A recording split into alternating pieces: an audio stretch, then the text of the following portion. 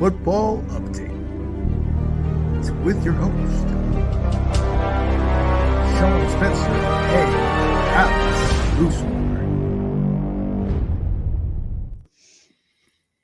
What is going on, ladies and gentlemen? It is your boy, Sean Spencer, one half of that dynamic duo that is Let's Talk Football. And it's Tuesday, ladies and gentlemen, so you know who I'm with, my guy and host of Restoring the Roar, Alex Loosemore. What up, Alex? Not too much, man. Obviously, conference championship games are done. We just had all the awards, and it's kind of this week here's the quiet before the storm that is bowl season.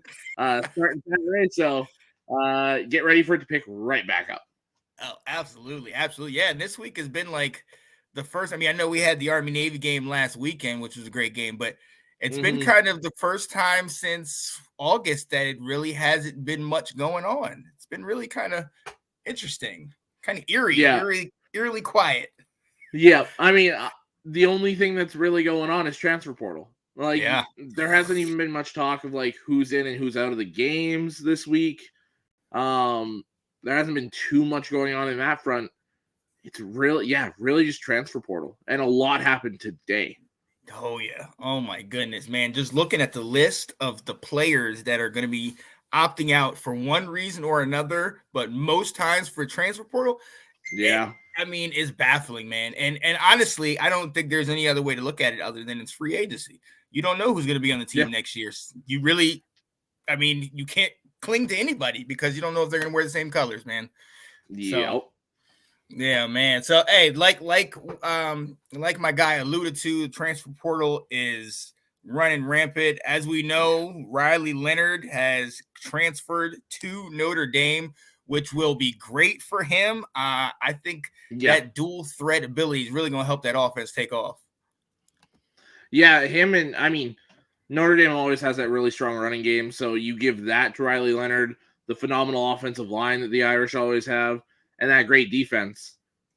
This is going to be a step up for Riley Leonard, and I can't wait to see what he does for them because, everyone knows how much we were hyping up Sam Hartman for these guys. Right. And obviously it didn't go quite as we expected, but I think Riley Leonard, my expectations for him are pretty similar to what I had for Sam Hartman. So, at the end of the day, Notre Dame lost 4 games this year. Look, we both had them go into the Final Four. Obviously, we kind of misread that situation. But, I can't help but think that Riley Leonard, this is going to put him in an excellent position. You know what I mean? To your point of all the extra weapons that he's going to have, we knew what he was able to do to with that offense at Duke, and it can only be an improvement out here in Notre Dame. So I'm looking forward to it, as I was a year ago. Oh my goodness. This is Eric in the comments talking about Riley. I figured as much. Yeah.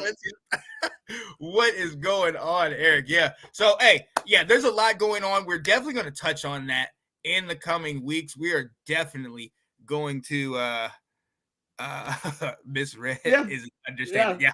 Oh yeah. And don't sleep on the veteran wide receiver additions. Hey, we are going to get into all that. We're going to get these guys on here. As you know, the bowl season's coming. But with that, you start coming into the Senior Bowl. You start coming into a lot of these end-of-the-year festivities that get some of these guys pushed up into that draft position. You look at a guy like Anthony Richardson last year, who I'd say 4th, 5th round pick maybe coming out of the college season. And then all of a sudden, dude explodes and takes off at the combine and then gets himself to be the 4th overall pick. So, this is the time some of these guys can elevate their game. But look, before we get into that, let's go ahead and get into the season. We appreciate y'all being here. Let's get into these college football storylines. Hey, unless you've been living under a rock, you know what's been happening. You know what's recently happened, what we've been talking about. Got to bring it up. Heisman Trophy winner. We got a winner. Alex, this is the guy you picked. This is the guy we projected. And after he had that game where he had over 300 yards passing, 200 on the ground, I just don't think I think that was the race right there for me. I saw a lot of good things from other people, But that game was one of those video game, where you put up video game numbers and you're just like, give it to him already. Yeah. So what do you think about this, man? Well deserved, or what do you think? Oh, absolutely well deserved. The guy puts up video game numbers week after week after week. And for me, the real nail in the coffin for everyone else was that Pac-12 championship game where neither Nix nor Penix really stood out. As we've said time and time again, Penix kind of didn't necessarily struggle late in the season, but didn't have that Heisman second half of the season that he really needed. And Bo Nix was consistently really good, but in those brightest moments, he didn't take that next step that it really takes to get the Heisman. So yeah, to me, Daniels was absolutely the right choice. And when you stack him up against other Heisman winners, he's like top 3 in every statistical category. Every Heisman winner ever. So yeah, absolutely deserving for me. I mean, you hit the nail on the head. I'm going to tell you just one quick stat of all of those. Dude had over 1,000 yards rushing. To be exact, he had 1,134 yards. I want to just give you a couple names that were behind him. And these guys were all running backs. Frank Gore Jr. had 1,131 yards. Jahar Jordan of Louisville had just under 1,130 yards.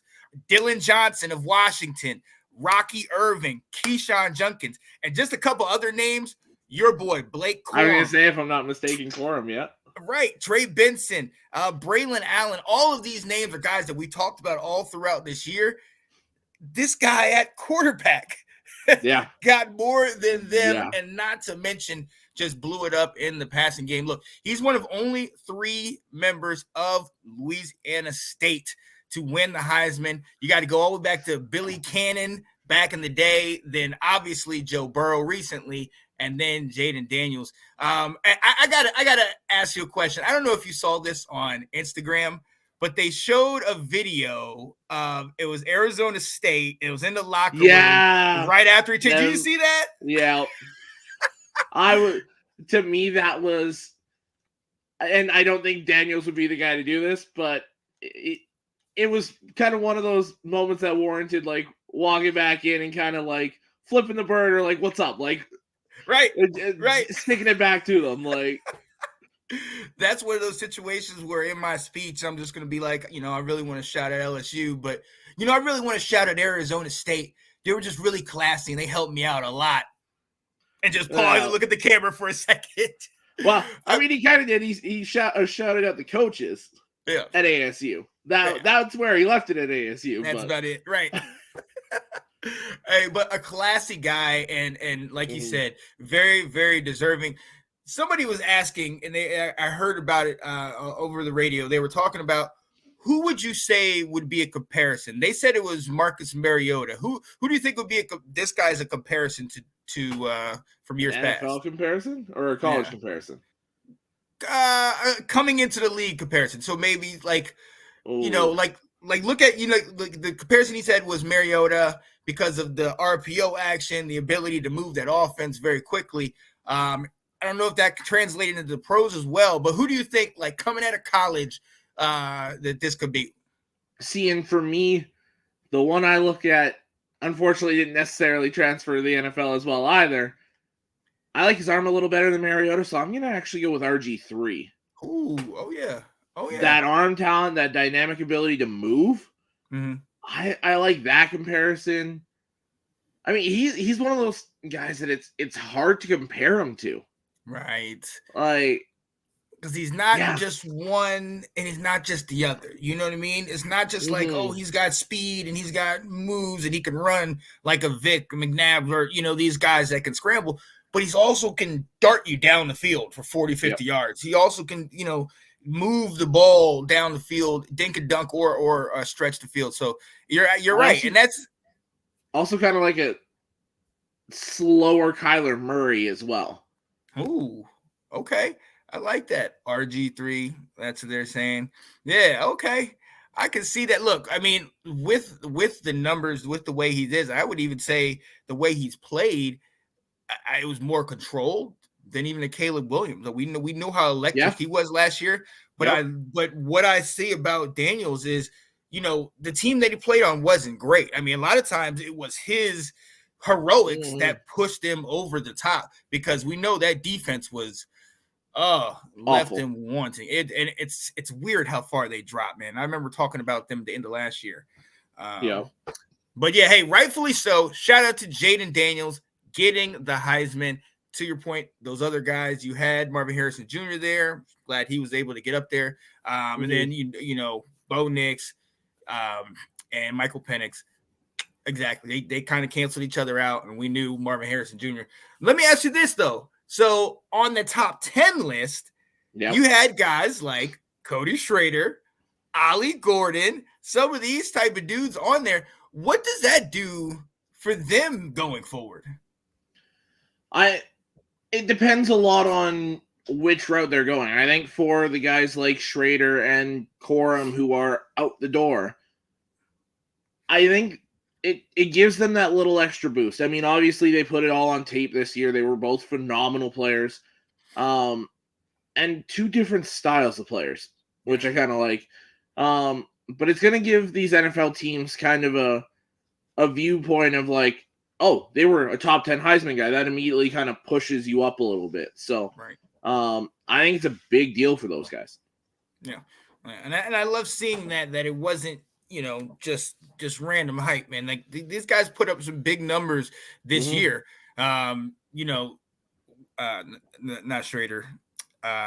Gordon actually had the most rushing yards in the country this year. And unfortunately, because of, the season, how it ended, kind of getting blown out in the Big 12 championship and then that BYU game, a lot of people kind of sleep on it. But he had numbers that were in comparison to Derrick Henry in his Heisman year. So he was phenomenal this year. Oh yeah, and added 20 rushing touchdowns to it. So I'm glad he got that definite notoriety.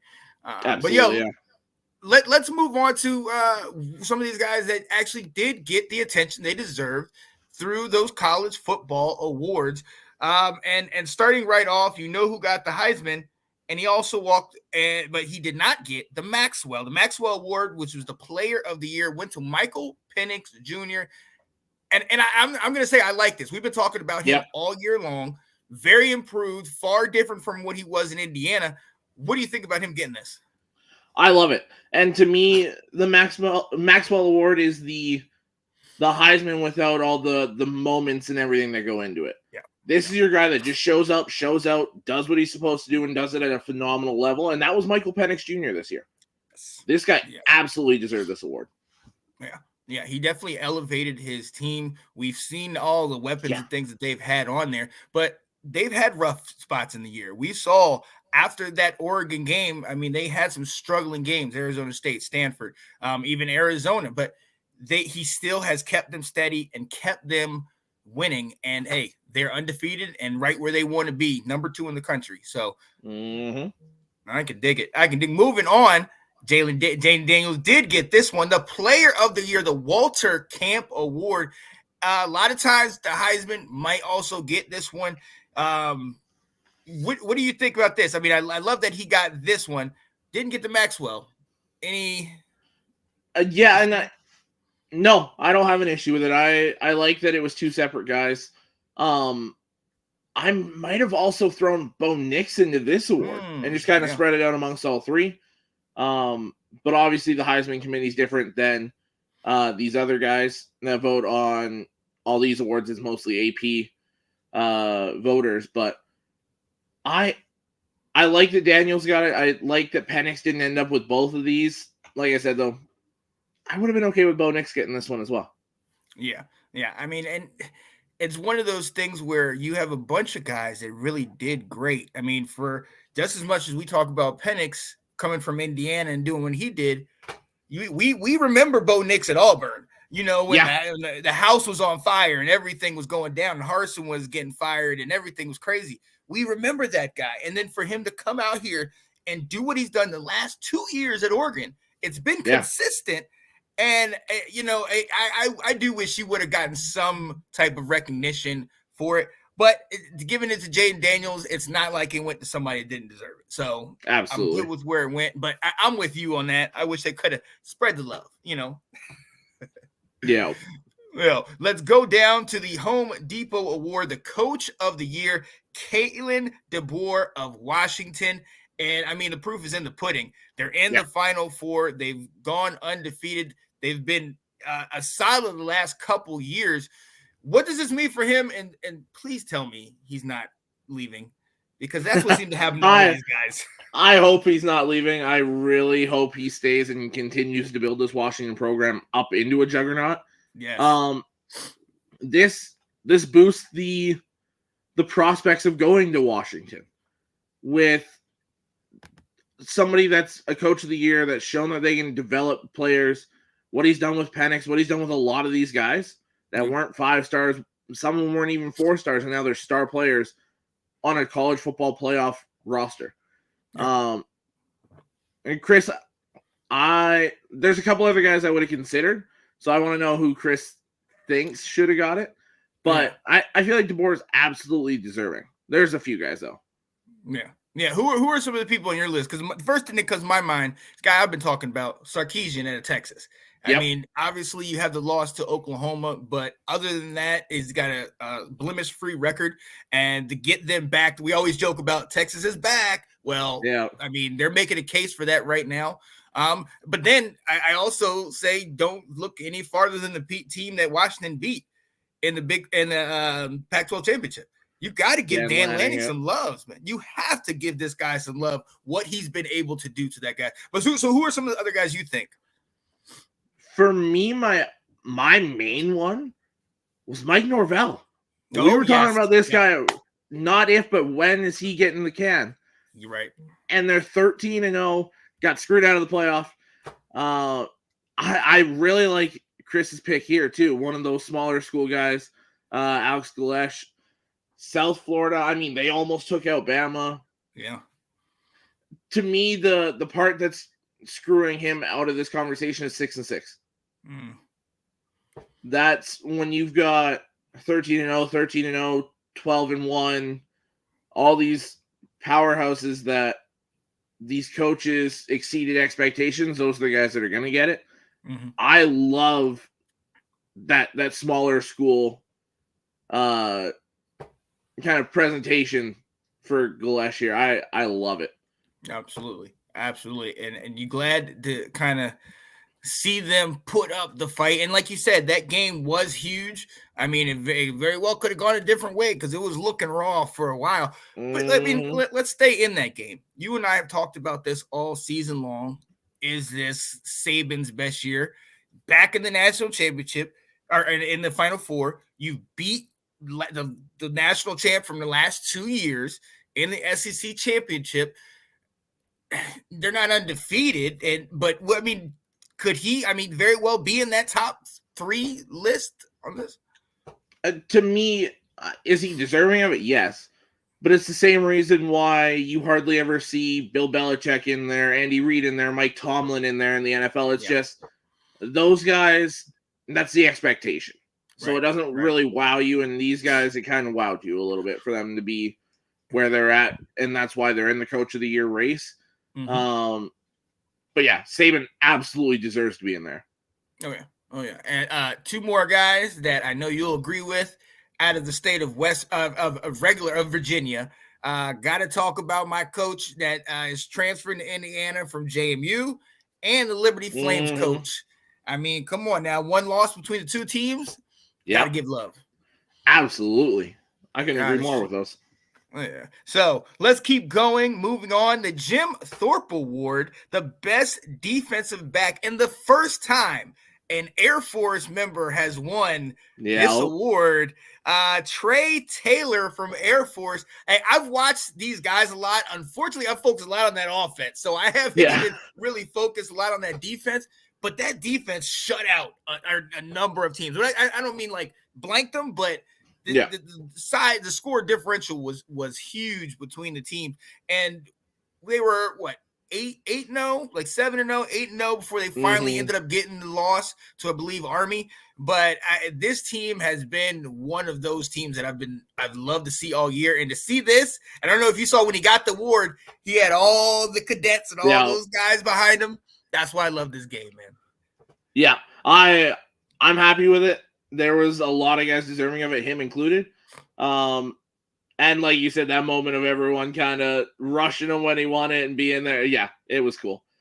Kirk Ferentz, I love the love for him as well. Now, the next time with the Big Ten runner-up, that's a flawed system that he's the Big Ten runner-up.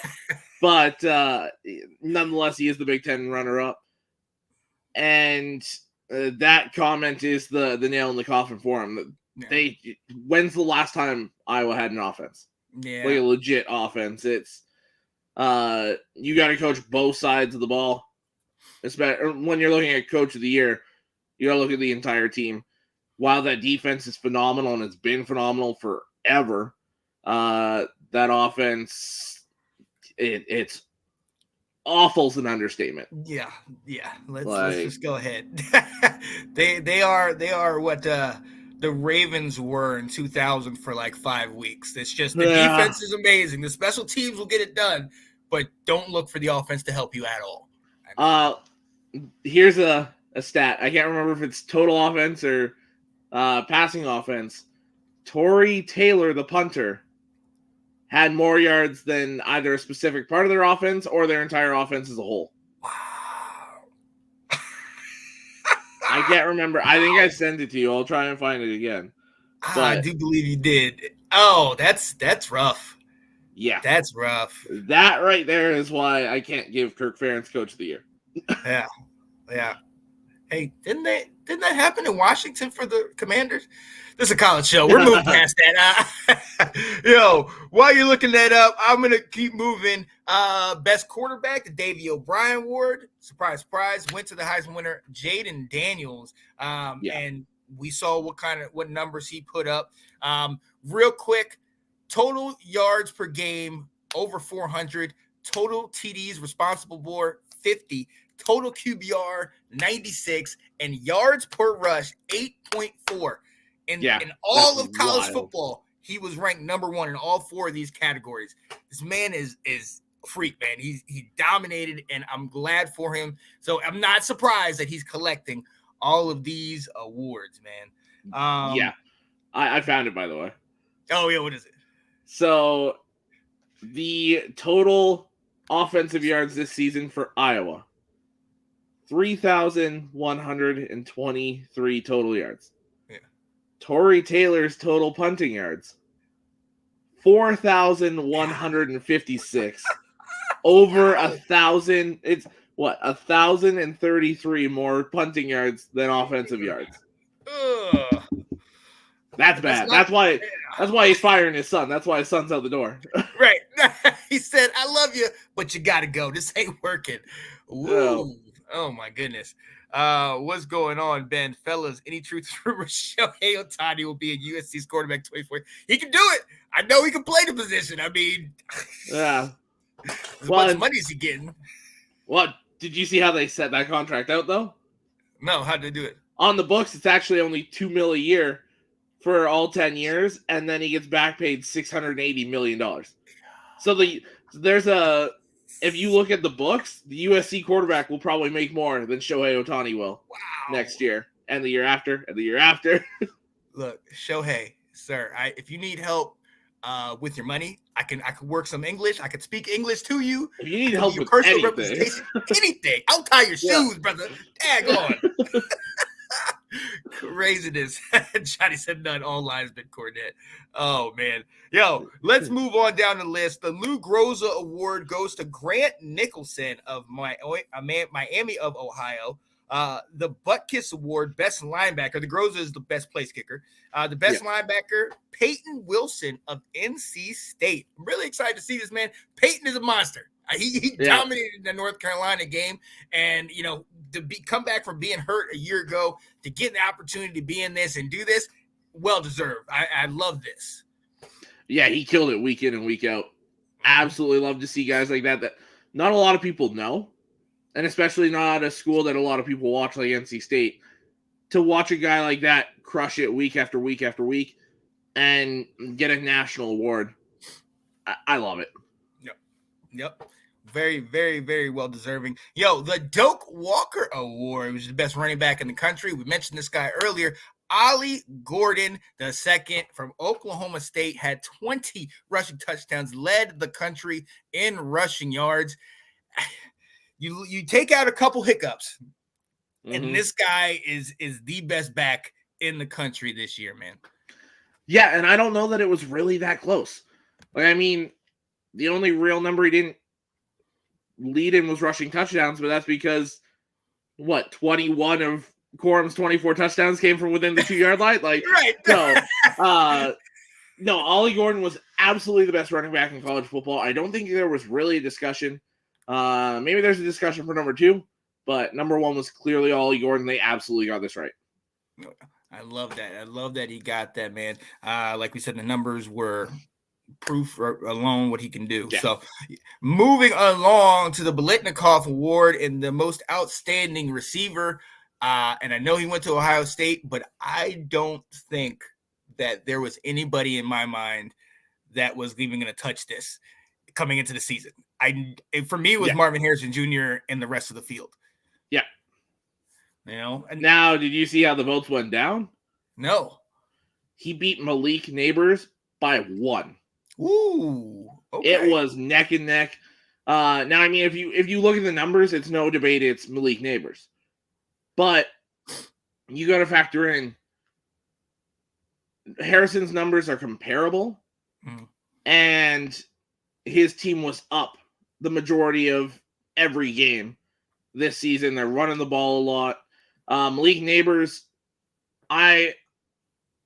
everyone's been talking so much about Marvin Harrison Jr. that I would have been okay with Neighbors getting the award to kind of just give him some love too. But the best receiver in college football was Marvin Harrison Jr. Right. And I mean, look, like you said, no disrespect to Neighbors. Neighbors had himself a year. Phenomenal year. Right. And I mean, that 2-headed monster at wide receiver with him and with Brian Johnson, a solid 2-headed monster. We talked about them potentially being on par, if not better than Jamar Chase and Justin Jefferson. We know what they've done in the league. So Malik Neighbors is definitely not. I love that it came down, like you said. I love that it came down to it, but being a little bit biased. I mean, Marvin Harrison Jr. was it for me. I mean, that's what it was. And same with this next one, the John Mackey Award, best tight end. Even though dude got hurt, Brock Bowers from Georgia. I mean, you want to talk about a matchup nightmare. I mean, nobody's been able to stop this guy, even when he's been gimpy. Yeah, no, and this is another one that when we've talked about the tight end class, even the end of last year coming into this season, it was, okay, Bowers, and who's taking number 2? Nobody's touching number 1. It is Bowers, and it's far and away Bowers. And they got it right. I don't care that he missed, 2-3 games. He was still the best tight end in football, and it wasn't close. Yeah. And hey, I can't wait to see how he transitions. He definitely might have an eye on him to come to Washington, but we'll see. We'll see what happens. I'm looking for. I feel like there's about 25 to 28 teams that are like, yeah, we'll go get Brock Bowers. Like, right? Yeah, we can do that. Yeah. Moving on, best interior lineman Outland Trophy goes to Devondre Sweat, defensive tackle at Texas. Him and I gotta look up that other name, but him and his other, I think it's Malik Murphy. Is that it? Malik Murphy's the quarterback.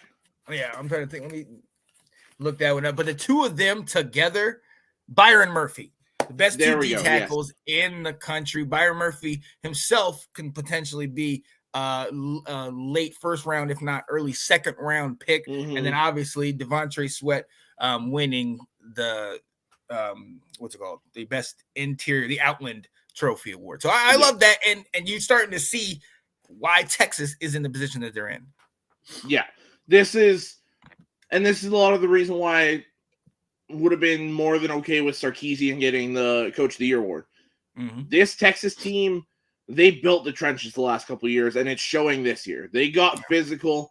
they started being able to just pound teams away with that running game. And, yeah, I'm more than okay with that. Oh yeah. I have a stunner for best art running back. I have Ishmael Mahadi. The guy gives him serious Barry Sanders vibes. Oh yeah, I like that. You know who else? And you put me on to him because he was your game ball last. Kamani Vidal of Troy. Yeah. My man balled out this year, top 10 in rushing. I mean, hey, I shouted out Carson Steele from whatever he did in Miami of Ohio. Vidal also had that type of a year this year. So, I love this pick, Mahadi, and I definitely love that one. Washington, don't mention Sweat because he's actually showing up for Chicago, man. Yes, he is. This guy found that out the hard way. Yeah, right. Sorry about that. I'm sorry. It's all good. Moving on, we're gonna run through these last couple really quickly. The Ray Guy Award was the best punter. My guy Alex mentioned him, Tory Taylor. Yeah. Whenever you out gain your entire offense, you kind of gotta. This is the third award where it was Tory Taylor and everyone else. Right. When you have people making shirts and wearing your jersey as a punter, we started to see it with Justin Tucker as a kicker. Yeah. When you do it as a punter now, okay. You're that guy. Tory Taylor, I can dig it. Moving on to Bednarik Award goes to Peyton Wilson of North Carolina State. Love this. The Bronco Nagurski Award goes to Xavier Watts of Notre Dame. I like that. This one is one of my favorites. We talking about the Burlsworth Trophy for the top former walk-on. Obviously, we always pay attention to these guys getting, walking on to teams and getting scholarships and all these different crazy ways.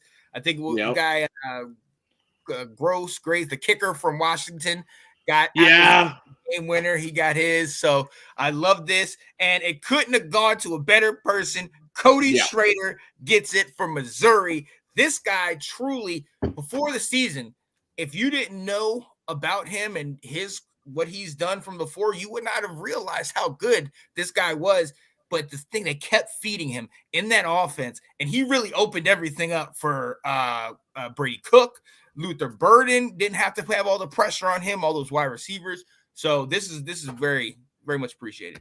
Oh, yeah. One, I like that comparison. I do. Yeah, that's a solid comparison. Obviously, not to the level of a CMC, but when you look at what he does everything McCaffrey does. Yeah. I love that Schrader got all the love and attention he did this year, and that he won this award.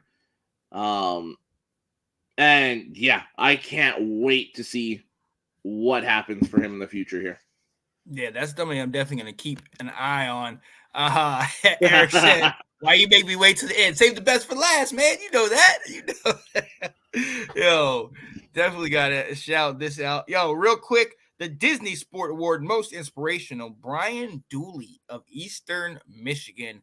Fortunately, I don't know much about this, so I don't know if you do. Chris, if you know about the story, I definitely don't know let us too know. much. Yeah.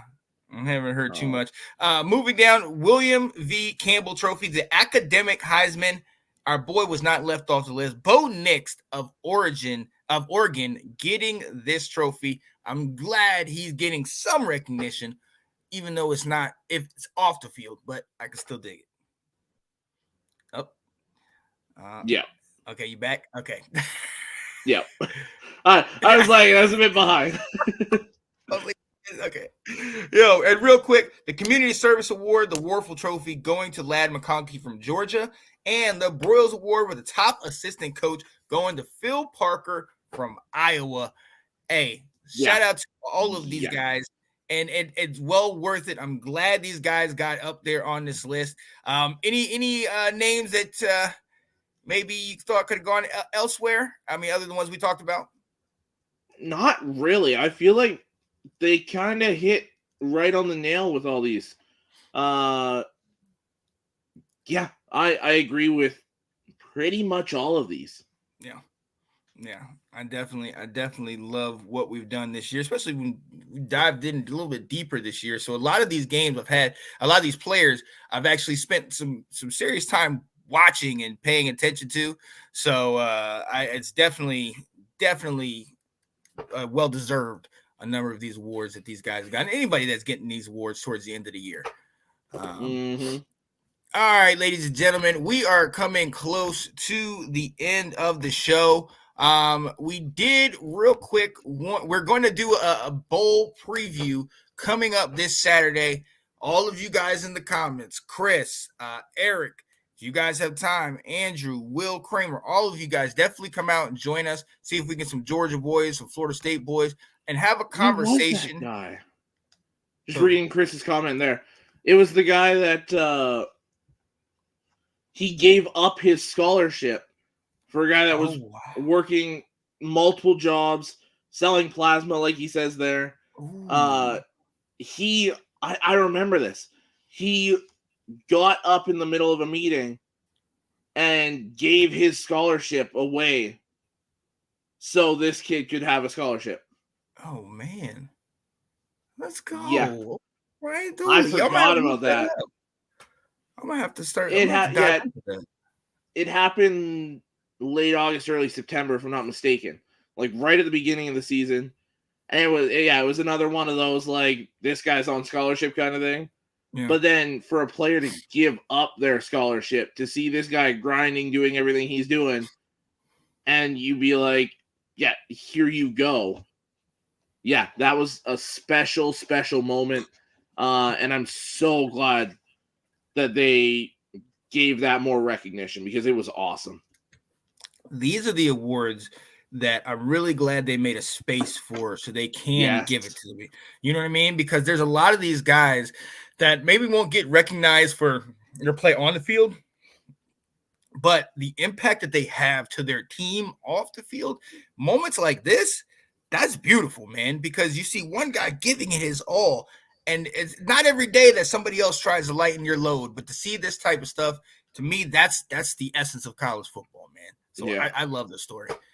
I absolutely love the story. So look, like I said, we are going to talk on Saturday about the upcoming bowls because the 16th, these bowls start up. I'm going to give you a couple games. There's actually a number of games on Saturday. Yeah.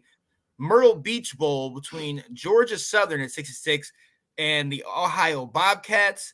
The New Orleans Bowl between Jackson State at 8-4 and Louisiana Raging Cajuns. That's a fun one. I love that Louisiana goes there every year, but Jacksonville State, we've watched them this year. They were undefeated for a good portion of this year, and obviously towards the end of the season, things kind of fell off a little bit.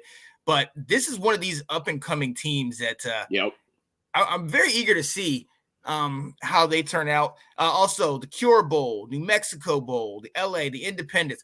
All these are going this Saturday, and we're going to take a look at it. You look at some of these. So you got the Cure Bowl with App State and Miami of Ohio. You have New Mexico Bowl with New Mexico State and Fresno That State. Is a phenomenal That's the one my eyes are focused in on, man, because Fresno has been a team that we've all said was a really powerful team this year, and they were going. But New Mexico State, those boys are playing. Those boys are all about following that quarterback, our guy Diego Pavia, and he's a gunslinger. He's a baller, and I love that. Mm-hmm. I love that. I wish the Ricky Wright would get some type of award. Her parents both died in a house fire and became custodian of his siblings while playing football at Vanderbilt. Oof. Jeez. Wow. Geez. Yeah. We definitely, hey, if we won't give him award, we're going to give him some recognition, man, because that's wow. That's tough. Yeah. Among other things. Oh, my gosh. So, look, you're looking at these upcoming bowls. Real quick, before that, these guys are opting out. We're going to dive into this a little bit more Saturday. What is this doing to the bowl season? I know next year is going to be a little different, but what is it this year doing? Not everybody's opting out, but a lot of guys, Caleb, Drake, a lot of these guys that are going pro are like, we're done. Mm-hmm. And I think Anthony said it very well on the last show. it's going to give a lot of opportunities for guys that are going to be in there next year and the year after and the year after to fight for those spots early. And it gives fans a taste of what these guys are going to do for these programs.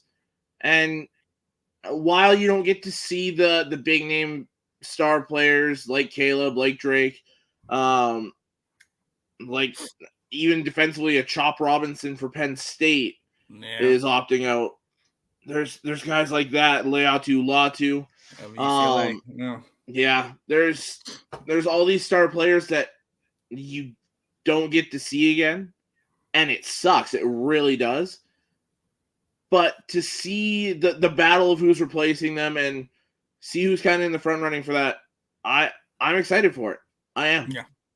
Yeah, I really want to see, like you said, what kind of teams these guys are going to be able, these coaches are going to be able to field, and what kind of motivation.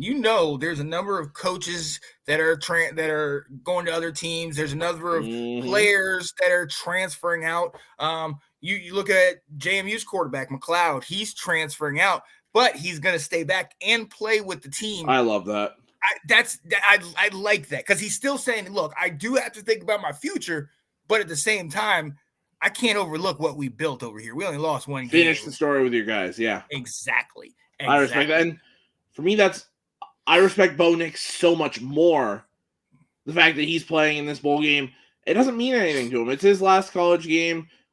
Unfortunately, they're going to smoke Liberty. And there's Go no Flames. I mean, I'm kind of rooting for Liberty too. Sorry, Alec. But there's no need for him to play in this game. Right. But you signed to play there. I respect the finishing the season. I gained a little more love for Bo Nix. The fact that he opted in to play. Yeah. And like Chris saying, I love dudes like Cody Schrader who says nothing has nothing to play for in a bowl and made an announcement on Selection Sunday. Yeah. See you in Dallas. Yes, that's a character guy. thing. Yep. Yeah. And look, I have no disrespect to the Caleb Williams and the Drake Mays and even Tez Walker is not going to play. Fine, I get that. I get you. You can make generational wealth potentially. At least for the top two guys. Go make your money. But as somebody that's never been looked at or recruited or really, on everybody's watch list and radar, I remember that last game. I remember every snap of that game. I remember every time I remember everything about that last game. So having that one more opportunity especially when this is not, there's nothing else. That to me is it just shows what kind of person you are. Again, not downplaying those other guys because I understand the decision that you're in the position that you're in, but one more time, what I would give, and I know you agree with me, what I would give for one more game with my guys. And especially the guys you've gone to war with. I know the season started in August, but the guys you've gone to war with since April, May, since that spring camp. Right. To me, I agree with you. It's that one last run with those guys. That one last game, meaningful or not, it's still one last time to go out with your boys because that team will never be the same again. You'll never have that same group of guys. Yeah. And it changes so much. Yeah. So, and anyone that's played the game will agree with that. Yeah. And that's the game. That's the beautiful part of the game. Sticking around, playing with those guys, giving you one more hurrah. But I mean, again, we understand that Chris saying most athletes today are just soft. I mean, think about it. Would Fitty Testaverde go cry on his mama's shoulder if he lost? Come on, man. No. Now, here's one thing to think of as well. The amount of pressure and eyes and everything that Caleb has on him now is tenfold what Vinny had. Yeah. And I know Vinny was the first overall pick, but there wasn't the social media presence. There wasn't millions and millions and millions of people that are watching your every move. Yeah. The way that Caleb and these guys are dealing with now. While I agree with the first part that a lot of these athletes are soft, there's kind of a reason for it, whether you like it or not. But yeah, and for every reason that I'm saying, like, go play, I also remember as a Michigan fan a few years ago, Jake Butt, our tight end, was a borderline first-round pick, tore his ACL in the bowl game, and was like a fifth-round pick in 4 or 5 years in the NFL and gone because of just injuries. But so it is that risk. But for me, there's that risk every time you step on the football field. Right. So you can't ever get it back. And that's just what it is. You can't ever get it back. I love this question. Does Frank Wycheck get into College Football Hall of Fame? R.I.P. Frank. I do too. Look, Frank Wycheck is one of the first guys I remember in the NFL when I really started growing into the game. He came to Washington, and I loved him. He was our H-back. This guy was killer in preseason. I mean, I wanted to get his jersey. I thought he was the guy. And then when he went over to Tennessee, obviously he was a part of the Music City Miracle, which I was on the other side of. I was a Bills fan, huge Rob Johnson guy. So I was like, no, there is no way that was behind. No. But I mean, this one shook me up, man, because I said, I've been watching him for a while. So I really hope he does get into the Pro Football Hall of Fame, man. Gone too soon, man. Yeah, absolutely. Gone too soon. So look, we're gonna hit this weekend. We're gonna hit this on Saturday. We're gonna talk about the guys that are opting out. We're gonna look at that first slate of games, who's gonna be playing, who's not, and what kind of action should you be looking for. Like, we're gonna see what kind of game, what teams are motivated, what teams are just, hey, we're here and we're on a nice little vacation and we're ready to hang out, man. Anything you're expecting in this first weekend of bowls? A lot of fun. That's really, like, I love some of these matchups. I can't wait to see how they shake out on the field. And for me, I disagree with a lot of people. A lot of people don't like bowl season. I love it. I love all the various matchups. Sure, there's not necessarily anything to play for a lot of these guys, but it's still football. And it's football over the holidays where you got a little more time to pay attention to it and everything's kind of slowing down. It's football. I enjoy every second of it, and I can't wait to see the guys that are playing go put it on the line. Yeah, and you got to understand, guys. You got to understand. 365 days ago, we were right here, looking into the off season and getting just as excited about this. So this doesn't end for us. We keep this thing going. And for me, I mean, there's no sweeter joy. One of the things I used to always love about Thanksgiving and Christmas was going to see my family and then sitting in front of the TV and watching these games, watching all of these different bowl games, because it's teams that aren't normally going to get to play each other now are getting that opportunity to play each other, and I couldn't be happier. Is Sam Howell elite? Is this Will? It seems like a Will comment. I'll go try and find out. He's North Carolina elite, Will. All right, if that is you. All right. It was Will. I already knew that, man. Yo, check out Washington Football Weekly tomorrow. Look, we're going to go ahead and get out of here. We appreciate you guys sitting here joining us. Chris, like I said before, Chris, Will, Colin, Alec, Ben, all of you guys, if you guys are free, we definitely want to kind of break down some of these bowls and seeing, what we're looking forward to. Looking towards, some of these other bigger bowls that we really are going to keep our eyes on. Stay tuned later tonight. The Roundtable, Let's Talk Football, the Roundtable will be coming on. Restoring the Roar. I'm hoping I get it together and do one. We'll see. I'm not putting a date on it this week. We'll see if it comes. Oh yeah, absolutely. Yes, Chris. Awesome. I'll send you the link. We'll wrap during this week so we can get ready to go to do that because I love that. Yeah. So maybe check out for that. We're back with Washington. We're talking about the title of the show is going to be Rivera Error. So Rivera and then ERROR. as opposed to ERA, but we're talking about his time in Washington.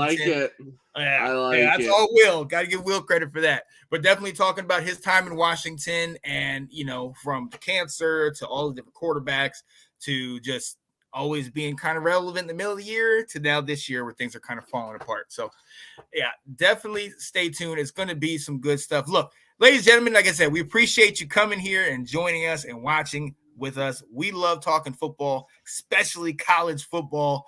And some of us haven't left and haven't lost in a year or so, a couple years. I don't know.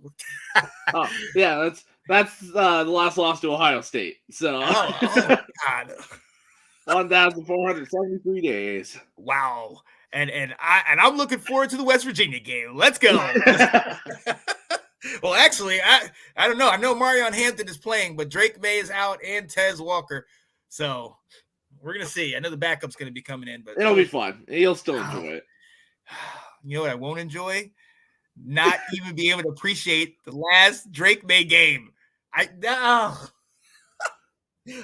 told you. I know. That last one. I know. I just thought I'll have one more. One more. See, and that's kind of why I'm going into the playoff like that, just in case for JJ. I do still think he's coming back, but